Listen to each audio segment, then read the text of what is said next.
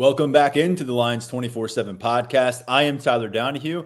You're going to hear from Daniel Gallen and Mark Brennan in just a moment. All three of us were inside the Beaver Stadium media room just a little while ago for James Franklin's weekly Monday press conference. We've got a Villanova matchup to look ahead to this week. We'll do that later in the week. We'll learn a lot more about the Wildcats, and we'll get back on the practice field. And there's a couple more episodes coming your way. But what we like to do here on Mondays in season is to bring Mark in, hear his thoughts on the most recent matchup, which Daniel and I spent a lot of time covering in our post-game podcast that dropped on Saturday night. Hopefully you caught that. It was about 45 minutes breaking down Penn State's 34-0 victory over the Panthers in Beaver Stadium last Saturday. It's a matchup that was 10-0 at halftime. It was 13-0 Penn State with about 5 minutes left in the third quarter. Able to put together some points, keep the Panthers out of the end zone, and come away with a 34-0 victory. But there were some layers to this one, and many of those layers were addressed during James Franklin's press conference. So without further ado, let's bring in Mark Brennan and Daniel Gallen. Mark, if you're watching on YouTube, situated on his back deck, beautiful view of Happy Valley behind him. Daniel and I in our respective homes here in State College. And Mark, as I promised, we're going to begin with you on this one. We're always going to hand the mic to you to start things out on a Monday. So take it away and tell us what you thought about Penn State FIU and matchup number 2 of this season. I'm literally being handed the mic. Hey, Tyler, you sent me a text yesterday, which was pretty funny to me. I shoot the Nitwits TV show in Altoona in the morning, and then come back and try to rest up a little bit. And you said something along the lines of your headline for the takeaways is getting some good feedback. And for people who didn't see it, the end of it was something along the lines of like time to panic. And it was meant purely as a tongue-in-cheek type thing. You guys know my idiotic sense of humor. Apparently that didn't carry through to some folks on the board. Some folks it obviously did. But, I was just saying that because after the game and even during the game, there were people losing their minds like, oh, my God, I mean, what's going on? Should they bench Allar? What's wrong with Nick Singleton? What's wrong with the offensive line? There were genuine questions coming out of that game, but I don't think it's time to panic. And that was mentioned in the lead of my story. And I just think sometimes people get a little too wound up over one individual game. And that's fine because I do the exact same thing when I'm watching my beloved Philadelphia Eagles or Phillies or Sixers. I watch it as a fan, and there's one bad play and I'm ready to, I go ballistic. My poor wife is watching the game with me and I'm yelling at the TV. But I think coming out of that game, there's enough there that it really made this week's Monday press conference interesting because Drew Allar was inconsistent. He didn't play nearly as well as he could have, and he was the first one to admit it. The offensive line has not been the dominating force that a lot of us, starting with me, thought it would be. Singleton has been a little bit indecisive out there. Their ability to convert after turnovers isn't what you would hope it would be. All that said, they won 34-0. So this is a good time to go through these learning pains and figure these different things out. And that's the thing I liked, Tyler and Daniel, about James Franklin's press conference today. Or as we tape this on Monday, people may be watching this later in the week. He acknowledged all of those things. He didn't back away from any of it, did he? He didn't sugarcoat anything. There are things that they really have to work on. And when you're in a situation where you have this sort of schedule, that allows you to do that. I don't know what this team would look like if it opened with a West Virginia, if it had an Auburn early in the season, if it opened at Purdue or Wisconsin, as we've seen, in the last however many years.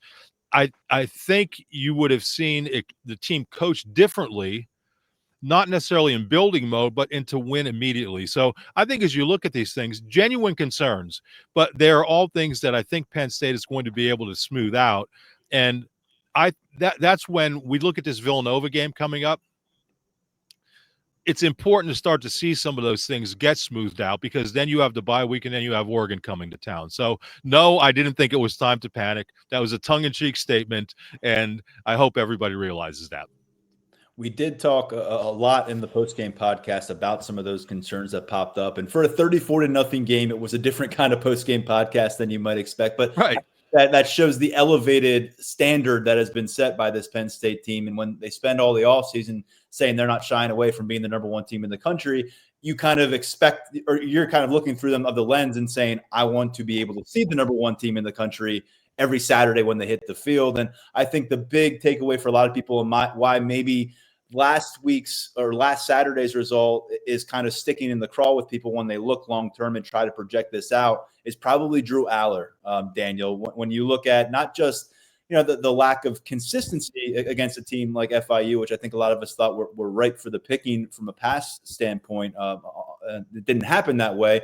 200 yards, didn't have a turnover. He had 2 touchdowns. So not a bunch to sneeze at there, but 14 incompletions on 33 throws after having 4 incompletions on 26 throws a week before. And I think more for a lot of people was some of the body language stuff and maybe just working through a game where, Drew Allar started out and didn't really have it. I think he missed on 4 of his first 5 throws and never really found it along the way. And I think for some people, it's reminiscent of some of the bigger moments in Drew Allar's career where you saw early in those matchups, Drew Allar wasn't bringing what you had hoped into the situation. And as that game progressed, you didn't really see him elevate the boats around him. And so I think some people are quick to think back to the Notre Dame game, think back to the Michigan matchup a couple of years, or the multiple Ohio State matchups when Drew Allar really didn't have an answer and wasn't really maybe that presence for the offense that some people anticipated. James Franklin said a lot of stuff about Drew Allar over the course of this press conference. He talked about overthinking. He talked about needing to just go out and kind of play to your strengths. And Daniel, I want to throw it to you.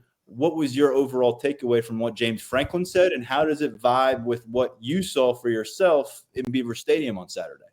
Yeah, Franklin was the question then was framed with what Allar said about, quote, overthinking him, in the game on Saturday. And then Franklin's response was that he saw some of the things that you talk about with pretty much any player, where they make a bad play, you have to move on to the next one. But if you let things linger a little bit, they can snowball. You can get frustrated a little bit. And Franklin said that that's what he saw a little bit from Allar. I think the one thing that stood out to me is that I did see a comment. I've seen comments places that are like, Allar doesn't get pissed off or Allar doesn't get angry or, those sorts of things. And, I've transcribed a lot of minutes, probably hours at this point of Allar audio over the past couple of years. And you get to the point where in the transcript, if you get one of those one-line answers, like I think you got a couple of those from him on Saturday. I mean, that's an indication. Like usually he's a guy who speaks in paragraphs. But if you get a couple of those pretty terse, like one-line answers, I think that shows that this is someone who really cares about what he's doing, is a really big competitor. I think it shows up in different ways. When you talk about the body language, Tyler, I know I singled out after the Singleton incompletion where he just walked, kind of head down, hands in his shoulder pads directly to the bench. That was something that stood out to me. But, I'd appreciated the kind of candor and the honesty that he talked with on Saturday in terms of, acknowledging that he was overthinking, talking about, not making things harder than they need to be. I'll definitely take that over him saying, whoa, there's nothing wrong out there. Like what? I didn't see anything wrong with what I did. Because that would just be disingenuous. So I think Franklin was pretty honest with us today about, his thoughts on Allar, where he could improve. I do think that flushing things and moving on is a really notable and probably something to watch. I know, Tyler, that you broke down Allar's performance by quarter, and it seemed like as time went on, especially coming out after halftime, he was able to get it back into that rhythm a little bit. So yeah, I mean, I think Allar is just really going to be under the microscope. There's definitely the element too where the context that they're operating within, like what are they trying to do out there? What are they working on? What are the situations that they're working through? That's something else that I'm trying to keep in mind. I'm not one of these people that's like, oh, they're just going to turn it on when Oregon comes out, or like, oh, we're going to see like a completely different playbook in the whiteout. Like, that's not really how these things work. But I am, just trying to temper, the emotions in either way right now when you look at where this offense and where Allar is. I wanted to circle back to something I said. I talked about some of these bigger profile games with Drew where you feel like you had him figure out who he was that day early. I think maybe what it more was is it just snowballed for him where things lingered. And that's what James Franklin brought up today. Things lingered for Drew Allar. You've got to be able to focus on the next play. You've got to learn to do that. Is it a concern for you, Mark, that's the conversation James and we are having after Drew Allar's 31st career college start? Because I remember that whole flush it and move to the next play. That was a big part of the narrative last offseason under a new offensive coordinator and how he was going to go into his junior year. And then I think we saw a lot of that as the season progressed and obviously maybe saw less of it later in the season. But Mark, is that a concern for you? Because it's something I was kind of bouncing around in my own head on my drive home, the fact that we've got the head coach saying, you got to move to the next play. You got to learn from that. The guy's played a lot of football. He's been in pressure cooker situations. And I guess it leads you to believe, is this something you can correct right now? Or is this something that's more so ingrained in the DNA, at least for now, for this young quarterback? And then that brings up some other questions about some of the bigger matchups down the road. Yeah, I like to see the emotion, but going back to what Daniel said, I didn't like the way he reacted after missing Singleton. I mean, I think that's the classic example where you're the team leader and you really have to just flush that and move on. I think everybody on that sideline offensively is taking their cue from you. And I hate to be critical of Drew because he's beating himself up. I mean, you can appreciate that he's blaming himself for something, but that's the next step in his development. So, yeah. And I think a lot of people mentioned to me, and I don't know if you guys talked about it after the game, but he almost looked like a different quarterback in the second half. And I wonder how much having a sounding board like Danny O'Brien and having a sounding board like Trace McSorley help in that regard. I mean, Trace was the ultimate in he could mess up and he might be tough on himself, but you knew that he was going to round back and be perfectly fine by the end of the game. That was just how he was. I mean, he was unflappable. And James mentioned it on his Thursday call-in show last week that was one of the reasons it was really good to get a guy like Trace McSorley, because with all due respect to Daniel's alma mater, it's different playing quarterback at Penn State than it is playing at Maryland, where Danny O'Brien played. I mean, people were booing. I mean, second quarter, when he missed Singleton, people were booing. Is that right? Is that wrong? I don't know. When guys are making millions of dollars, they're professional athletes, and that's going to happen. And when Drew gets to the next level, he's going to be dealing with it at an even, hopefully for his sake, when he gets to the next level, he's so good that it doesn't really matter. But to your point, yeah, I do think it's something. I don't think you have to be concerned like hugely, but I think it's a learning moment for him. And I think it's really key. James doesn't say what he said today unless he thinks it's a teaching moment. And having Danny O'Brien and having Trace McSorley, I think, are just so big for Drew Allar. We saw early in his career when he didn't necessarily have those types of players or coaches, former players. Maybe the communication of one of the offensive coordinators wasn't ideal for not only Drew Allar, but for like everybody in the program.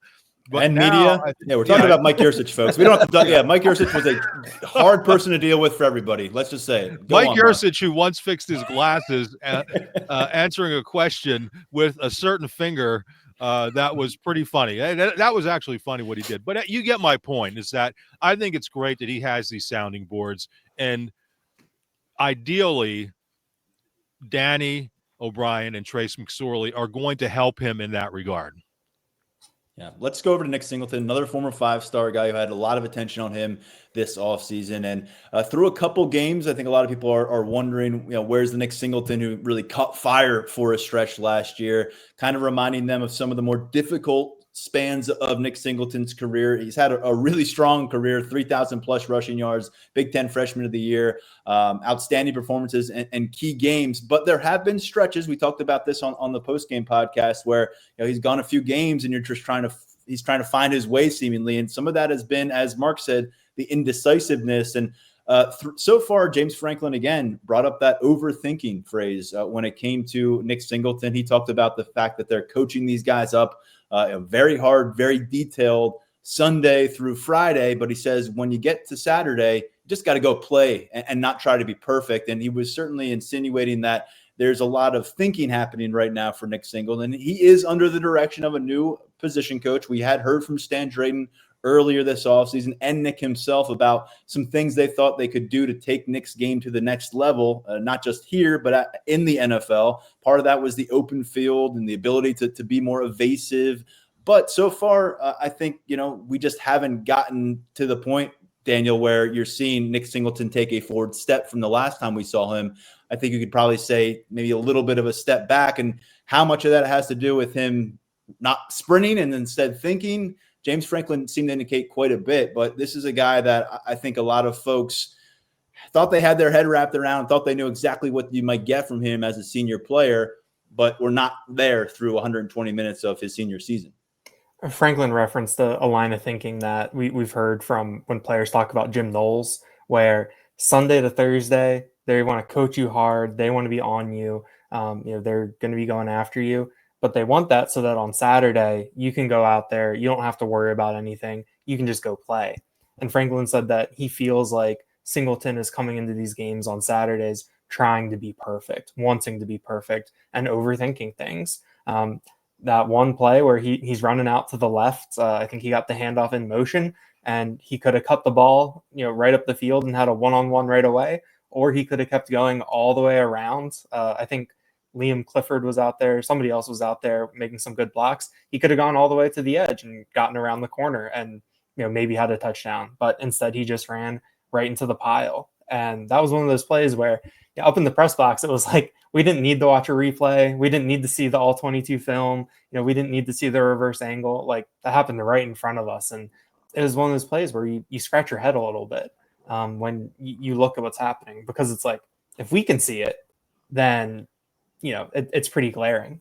And so I think that with Singleton, it just comes down to, maybe Stan Drayton is coaching him hard there. Maybe he's getting some new information that he hasn't gotten earlier in his career. And sometimes it can be difficult to process those types of things. I do think that with Singleton's body of work, you keep giving him the ball. You keep putting him in positions to make plays. Like, he's too good of a player to go away from him or anything like that. So it is really interesting. I mean, I think that there's plays where, you have to do the caveat where, we don't necessarily know how everything's coached. We don't necessarily know what the read is. We don't necessarily know if there's a breakdown in a certain area. But you see these plays where Singleton, at the end of a run, it just feels like that something was left on the table. And I think moving forward, you're going to need every yard you can get against an Oregon, against an Ohio State. If you have the chance to break one, you're going to have to break it. And against FIU, it felt like there were a couple of points where things could have been broken and they weren't. So we'll see. I mean, I do think that, Franklin used the phrase "let it rip" when it came to Singleton. He's used that with a couple other veterans at this stage of their careers earlier this year.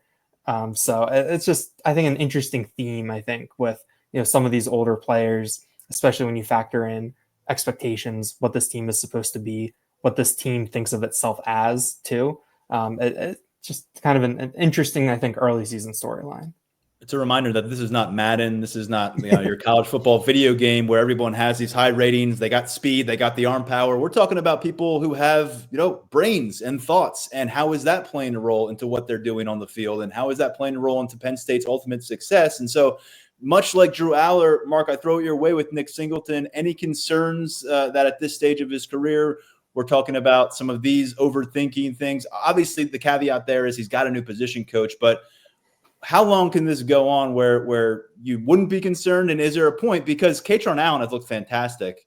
We've had this conversation in years past. Is there a point where Penn State pivots a little bit more towards 13 than 10 on the ground game if this persists? he's got a new position coach. He doesn't have a new position. It's like I think sometimes we make too much out of these things. So I really don't put that much stock into that end of it. What I do put stock into it is that if you talk to Nick Singleton, he is like extremely thoughtful. He thinks everything through. He's very patient. And I think that's what Franklin is getting at. That's great in a press conference. Well, it's not necessarily great, but it's the way he carries himself, which is completely fine. I'm not being critical, but just a very thoughtful, intelligent guy.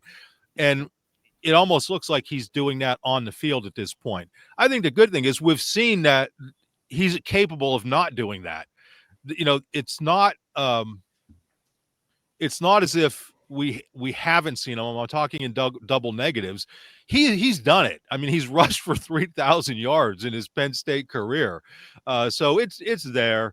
The other thing I think that we're not making enough of, and Franklin touched on this with the offensive line, is about how little actual hitting and stuff they do in camp, and how much time off or how much they limited reps of a lot of their veterans.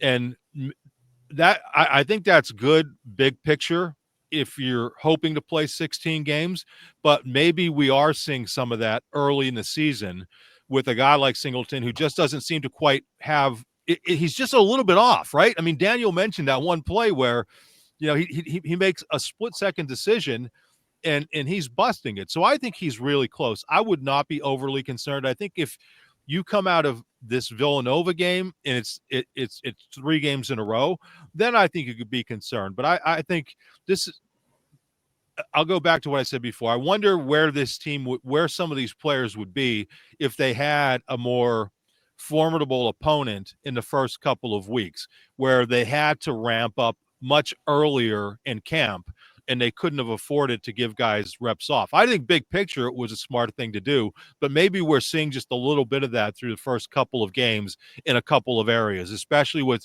Singleton and the offensive line. Yeah, we picked up on a different approach this August, into the season a little bit here about how they kind of formulated things and preparing the team, and a lot of it gearing more towards game 4. Not to say that they weren't worried about 1 through 3 and getting those wins, but just like we have been saying, how much are you going to prove until you get in the field with Oregon at the end of September? Penn State, I think, has really taken these 2 games as an opportunity in some ways to extend competitions at different positions, getting a lot of rotational work for guys. I think Andy Kotelnicki has worked on these 2 games as chances to see what he's got at different spots. I felt like they were definitely more of an effort to get the tight ends involved in game 2. It seemed like that was by design. But I think ultimately that fine-tuning is great, but you've got to be ready to kind of hit your stride and get rolling here. And so all of a sudden, doesn't this game 3 become a little bit more in the microscope for us against Villanova than we thought it might be, especially because it goes into a bye week and then it leads directly into that whiteout game. Daniel, I think when we look at the Nick Singleton conversation, obviously that's very much tethered to the offensive line. I think my one note on Singleton before we get to the line is he has always been somebody who find that sliver, use that straight line speed, boom. I mean, he has made a ton of big plays off that. You watch his highlight film from Penn State, and it's a long highlight film, but it's not a lot of him juking guys out of their cleats. It's not him bursting through defenders and breaking tackles. And so that vision aspect, being able to find that sliver of daylight and utilize that elite speed, those things got to be married if he's really going to be cooking at full capacity. So when you talk about the offensive line, though, Daniel, James Franklin said he saw strides in game 2. He thinks the physicality was up. He talked about it in the trenches generally on both sides of the ball. But for the offensive line, he says he still thinks he's confident that we'll get to the end of the season and look back and say this is one of the best offensive lines Penn State has had.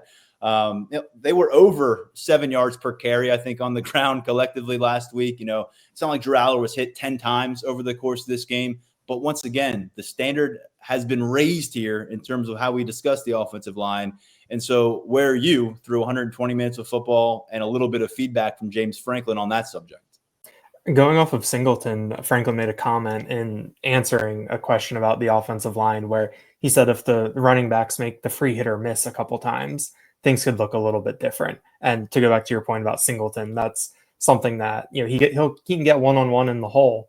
Feels like he tries to run guys over more often than not. And if he makes someone miss, if someone misses the tackle, maybe things look a little bit different. Because you talk about that play again around the left side, it was blocked really well. Tight ends, wide receivers, offensive line all did their job. Then it fell back to Singleton. But yeah, I mean, I think, after the game, James Franklin said that there was a lot of meat left on the bone for the offensive line. Drew Shelton said that to him, that phrase meant that they need to be able to put the team on their back if they need to get that extra half foot like they did when Katron Allen got stopped on that 4th down. They need to do that. But Franklin on Monday said that he feels like that they took a tremendous stride from week 1 to week 2. I will say that it felt a little bit better to me, I think, watching it. Like you felt like that a little bit more was working for them up front.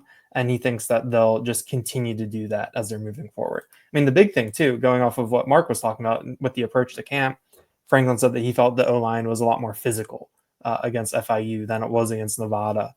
And I think that that's part of that natural ramping up process where you're not coming in right away against a West Virginia or a Wisconsin or a Purdue. Stakes are a little bit different. And that first time you get out there hitting might not necessarily feel the same. So I think if you get that under your belt, a couple weeks of that, now I think that you can see them build on the physicality as they're moving forward, because that should be the calling card of this. I mean, you look at the guys that they have up front, they should be able to maul teams. And that's what we saw them do down the stretch last year. Even after Anthony Donka was out. And Donka, you could make the case that, like, pound for pound, maybe right after Venga, like, he is one of the most physically imposing dudes that they have up front. So we know that they can do it. I think that they just have some things to get ironed out. We hear so much about how good this Penn State defense is, and the different looks and the challenges that it presented in camp, but it's still totally different to do things against a different color uniform, even if it is only Nevada or FIU. So I think we'll see a step from week 1 to week 2, or now from week 2 to week 3. This isn't a unit that I'm writing off or anything. You would like to come out of the box like mauling everyone, playing perfectly.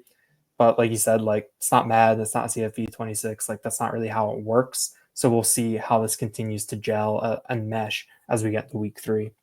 I'm not raising the red flag here. I wasn't on the post-game podcast. Again, they were around 7 yards per rush. You get Nick Singleton reading the lanes a little bit more. Maybe you're more 9-10 yards per carry. It wasn't a disaster for Drew Allar in the pocket. He had a lot of room on some of those throws that he didn't connect on. I just think that the fact that we didn't see the best performance from the offense overall against FIU led to more scrutiny for the offensive line. And to your point that you made, we're not seeing them pave the turf with the opposing defenders quite yet. But I think we all need to remember the way this team finished last year from an offensive line standpoint in the playoffs.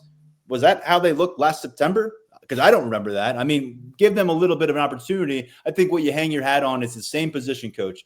Outside of TJ Shanahan, it's all the same dudes who are part of that process, and they've got a lot of pride in that room. Again, it seems like correctable things that you don't want to have to be correcting through 2 games, especially because of where we thought this offensive line could be from square one. But I think ultimately this is something that will dissipate in terms of the angst around it. I'm pretty confident that as we work through our way through the season, we'll see with Drew Allar, we'll see with Nick Singleton. But if you get this offensive line rolling again, that's going to solve a lot of problems, and that's going to make a lot of people look better too.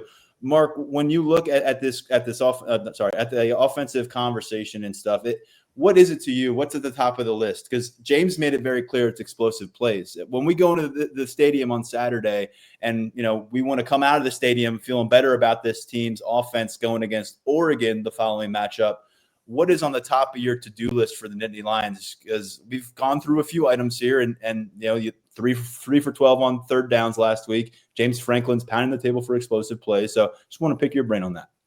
Yeah, I think explosive plays is it. I mean, running game, passing game. James admitted that they really haven't chucked it deep. That's become like a part of the Penn State lexicon now, thanks to Corey Geiger. Good job, Corey. But they probably could take more shots deep. I guess they felt they haven't really needed to do that, but it wasn't really a deep ball, but they got the PI penalty early in the game. And then Ross obviously has the deep pass where he makes a tremendous catch. So that's one of it. And then, Tyler, you mentioned about the 7 yards per carry. I don't, you can't take out the Katron Allen long run, but that was almost during garbage time, like kind of in that area. So I think they just need to do that more consistently, not 70-yard runs, but longer runs earlier in the game, especially given the level of opponent that you're playing this week. One thing I like really early in the FIU game, it was like every time they were carrying it, even if it wasn't busting, they were getting 4, 5, 6 yards. And then for a short span, that kind of ended, and then picked up later in the game. So I think just consistently getting 6, 7, 8 yards, and then popping 1 or 2 here and there, I think is really important. And I do think it would help if they take some more deep shots, just to put things on film that other teams are going to have to really think about. I guess there's a balancing act to that. How many cards do you want to show? But I think there are things that you could do to at least get stuff on film where people are going to have to account for something. So I think explosive plays is really it. And I think that all boils down to what we've been talking about. The offensive line has to do its job. Allar has to be consistent, which he was in game 1, only 4 incompletions in the entire game. As you mentioned, Tyler, he had 4 incompletions on his first 5 passes against FIU.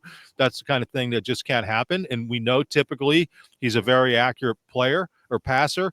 And Singleton being able to pop things long. We know what we're going to get with Katron Allen, right? We know he's Mr. Consistency to me. Nick Singleton is the wild card back there. And we know he has it in him. So I think it's important to see it a little bit more in this game against Villanova. You mentioned producing some deep shots to put on other people's film when they have to deal with you. I go back to something Nick Dawkins told us going to kickoff, that they're not about proving themselves to other people anymore. They're about proving themselves to themselves. One of those connections could do wonders for your offensive confidence. Yeah. I mean, whether or not you need it, how good would it feel for Drew Allar? How good would it feel for the receiver? How good would it feel for the offensive line to say, hey, we just hit a 55-yard bomb. Great. That's in our arsenal. I mean, I talked about this with Daniel today. I can't really count, even on one finger, the amount of times that Drew Allar has overthrown a go route during his Penn State career. It's been, some of these, balls you send up to the clouds and try to get the PI off of. And I understand that's a part of a strategy for them. But say what you will about what Corey Geiger said a few years ago, it still bounces around in my head when I look at this offense sometimes. And so I think as much as James Franklin likes to kind of bring that up in jest, some of us are kind of sitting there and being like, well, why don't you?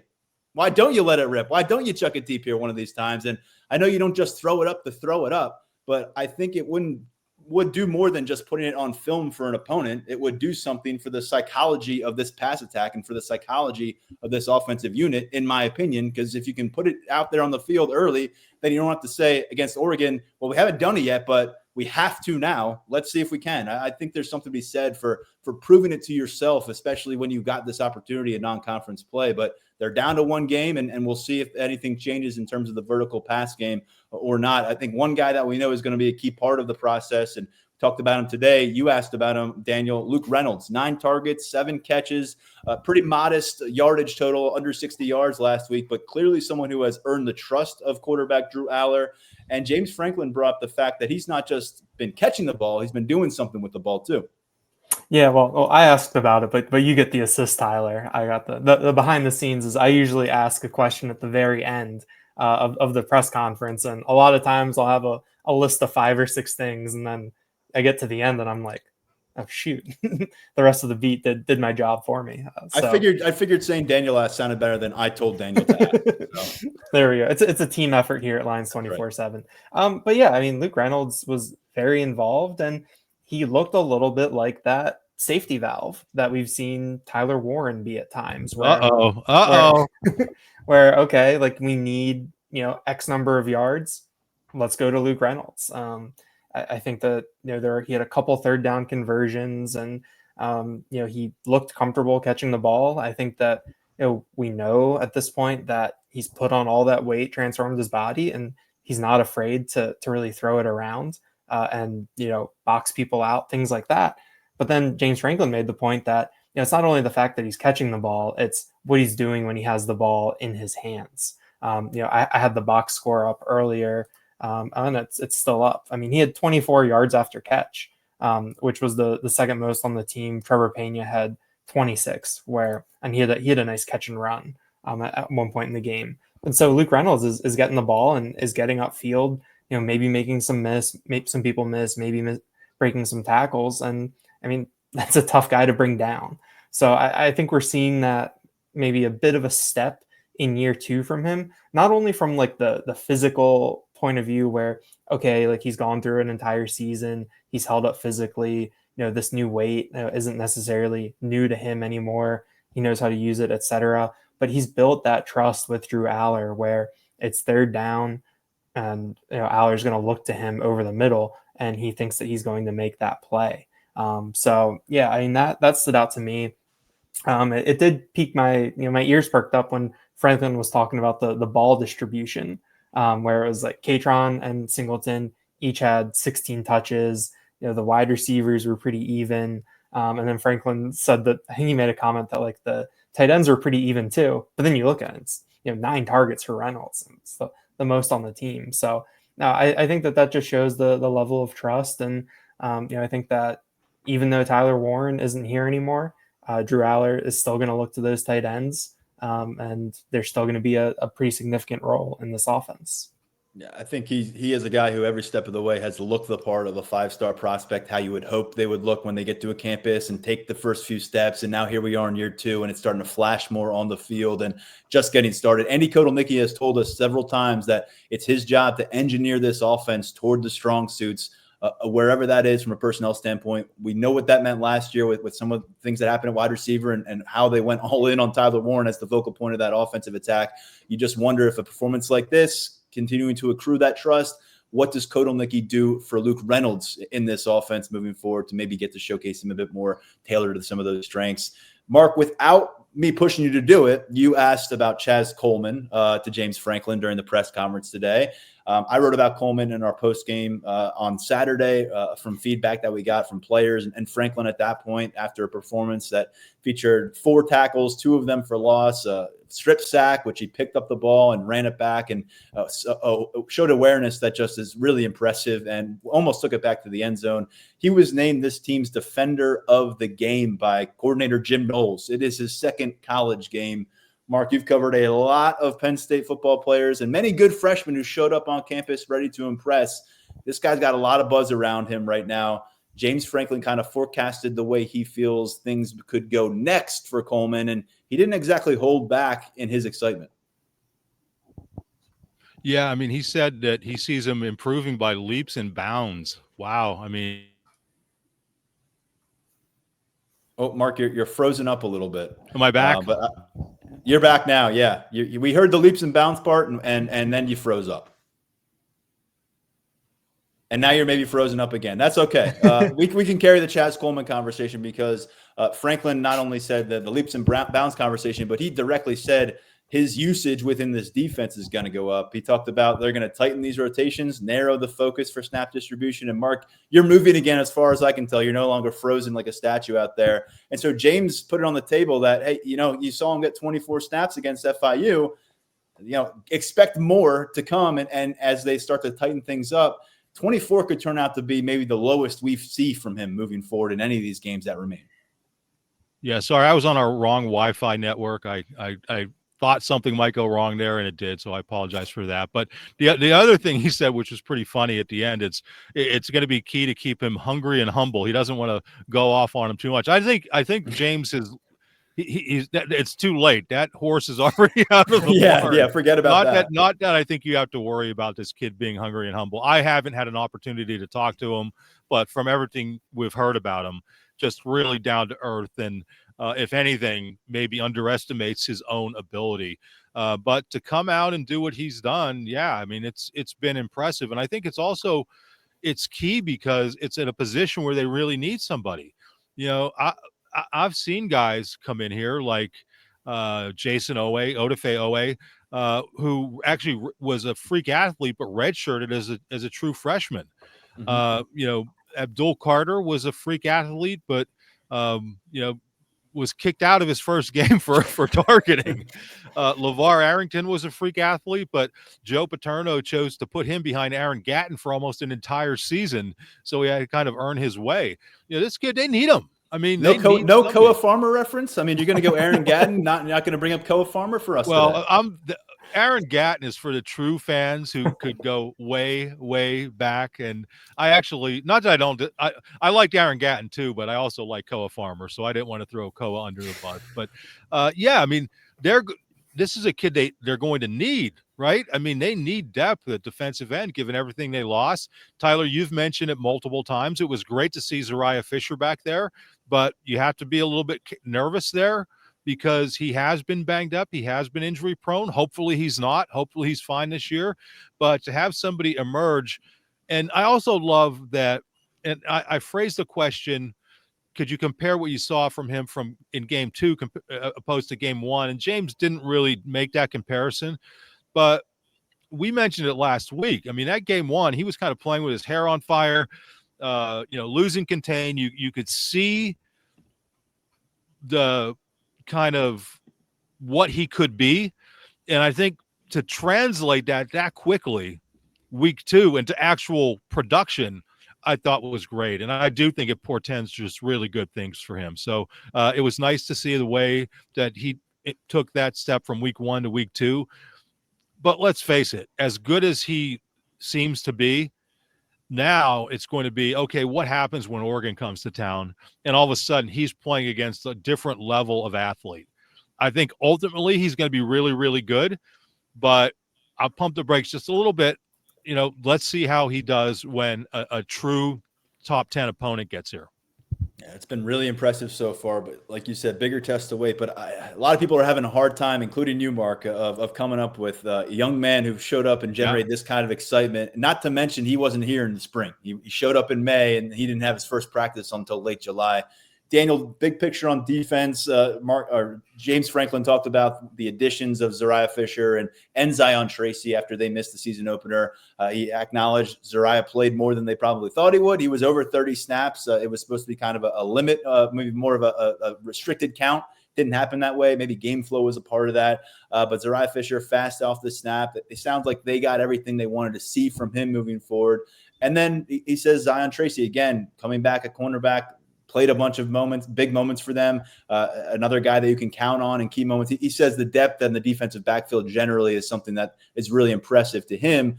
But big picture defensively, those guys are back. So that's a good thing moving ahead. But what are your kind of hangups maybe for a team that's given up 11 points so far? James brought up linebacker and safety depth needing to be better. I think it's a little bit more glaring with linebacker. He brought up the fact that guys are still feeling their way through Jim Knowles' scheme, and he can see that reflected in some of their play on the field. What do you think is the next step for this defense? Because it certainly hasn't been something to get angry about, but with Jim Knowles, we know it's a step-by-step process in trying to get them to be potentially the number 1 unit in the country. Yeah, to go back to Chaz Coleman for a second, when you talk about what it's going to look like against Oregon, Isaiah World, 6'8", 318 pounds, redshirt senior, transferred in from Nevada in the offseason. I think that'll be a matchup to watch for all those young Penn State defensive ends, and not to mention what Denai Dennis Sutton can do in a matchup like that. But yeah, I mean, I think that with this defense and the different areas that Franklin talked about, I thought it was interesting when he brought up the safety depth in response to the question about the linebacker depth. I wasn't expecting that at all. I interpreted that a little bit more in the way of, okay, when the rotation shortens, who are going to be the guys that are out there? Because I know that they say that they can go 4 deep. They always keep bringing up the unnamed fifth. But I think in those big games, you're not going to mix and match. Like, you don't mix and match that much, or it does happen, but at different times. So I think I interpreted that as more like who are going to be the 2 out there for 75% of the snaps, as opposed to playing 4 guys 50% each, or whatever it might be. Linebacker, I mean, I think that makes sense where there is a drop off from the first level with that top 3, DeLuca, Rojas, Campbell. Then there's that second tier that is only Keon Wiley right now, and then it's everybody else, with I think Specca probably at the top of that next group. So can you get to the point where you can cycle through 5 you're going to be playing some really physical games. You're going to need to be able to hold up over the course of the entire season. But I do think going back to Fisher and Tracy, I think that you've got Tracy coming back to a position that is already strong at corner, making it even stronger. Kind of what Franklin said. He's been in big moments. He's made big plays. He's seen significant playing time. That is someone who should be, I think, unfazed in his ramp up process. Now with Fisher, someone that we didn't really know what we were going to be getting. I know I talked about on Saturday how impressed that I was with how he looked. I think the big thing that Franklin said was just seeing that confidence from Fisher, because that's the thing that we always talk about with these injuries. We talked about with Cam Wallace too, where you come back from this injury and all the physical stuff can be right, but there really is a mental side of these things in terms of not playing football since the 2023 Peach Bowl, missing almost essentially the same number of games that you've played, missing the same number of games as games that you've played over the past couple of years.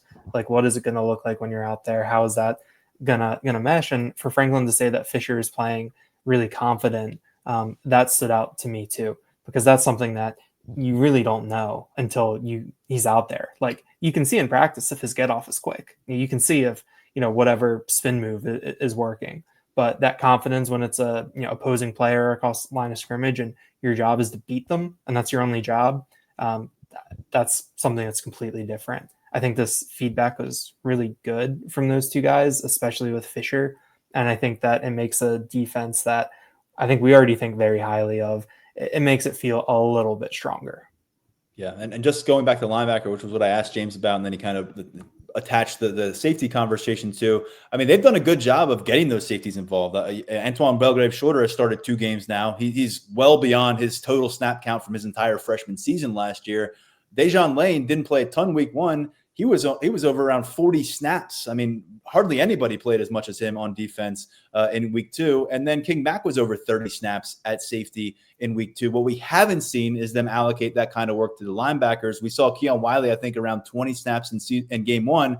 He was around 10 snaps in game 2, and Anthony Specco was around 10 snaps in both those first 2 games. James Franklin said it. These guys got to get in the game. They got to play.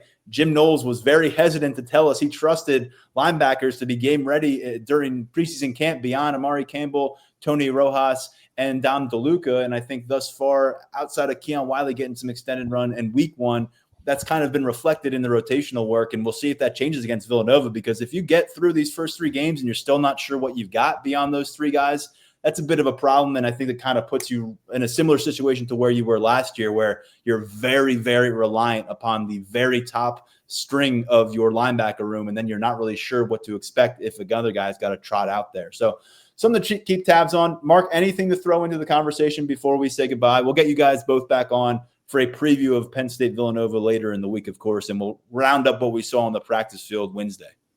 Yeah, there's a pattern developing this season. I don't know if you guys have recognized it, but it started with Handsome Daniel.